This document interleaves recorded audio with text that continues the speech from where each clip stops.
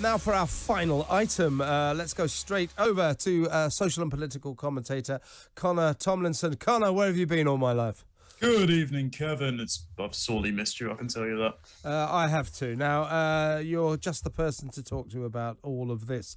The BBC, in its magnanimity, has decided that from now on it's going to employ far more people from the lower orders, working class sort of people, the sort of people it has always rejected in the past, preferring, of course, those who went to Eton and other public schools, and, of course, Oxford and Cambridge universities.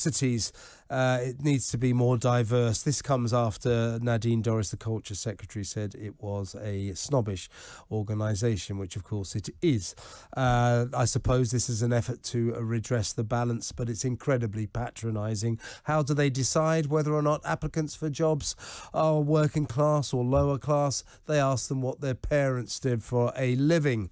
Now, you're a young guy, not so long out of the educational system. I know you went to Kent University, didn't you?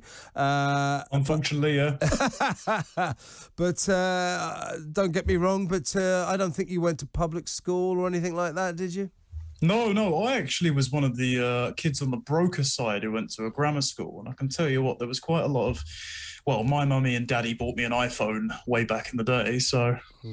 So how, I mean, the point is, if you're in Britain, what we're talking about, the BBC is the epitome of the ludicrous class system that prevails in this country.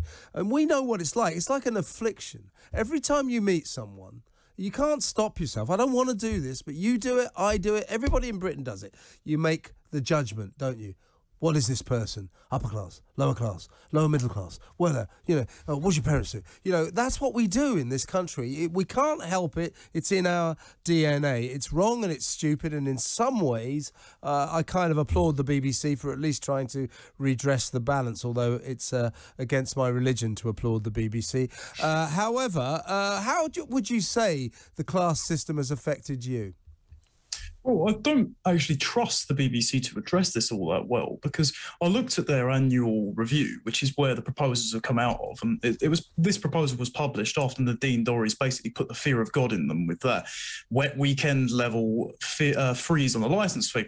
And I had a quick search in there, and there are 73 mentions of the word diverse and diversity, as expected, but there's 0 for working class and there's 2 for low income. And when it says low income, they don't, as you said, lay out what exactly low income means. They don't lay out a wage bracket. It's just, what did your mum and dad do?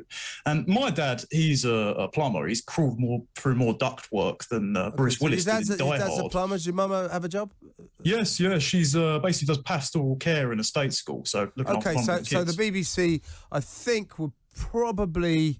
Give him my own show by tomorrow night? No, they probably get you down for working class, although because of your mum, you might just about get lower middle class. I'd probably be lower middle class because my father was a sort of civil servant, but we weren't exactly bathed in riches, and they certainly couldn't afford to send me to a public school.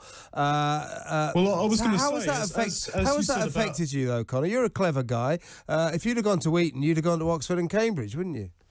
Oh, I don't know about that. You would have done. You just would have done. See what I'm saying? Yeah, possibly. I did have a slightly rougher time at school, so maybe that inhibited my GCSEs and A-levels. But this is my concern with the BBC, right, is I don't trust them to define working class properly. Because when we spoke a while ago about all their new recent hires in the diversity department, like June Sarpong and the like, we spoke about how they buy the Guardian newspaper endlessly.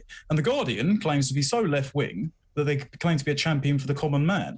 But everyone's favourite socialists, like Owen Jones and Ash Sarkar, keep redefining the term working class to be, only oppressed ethnic minorities, even though the government's recent report said, working class white boys are unlikely to go to university or get high incomes and things like that. So I just wonder if this is another way of the BBC's pushing their diversity quota without actually addressing the problem of the ladder being pulled up after people. I think actually the diversity SARs and the things like that are the new aristocracy. And I think a lot of white working working class lads probably aren't getting the same opportunities in media, in government, etc.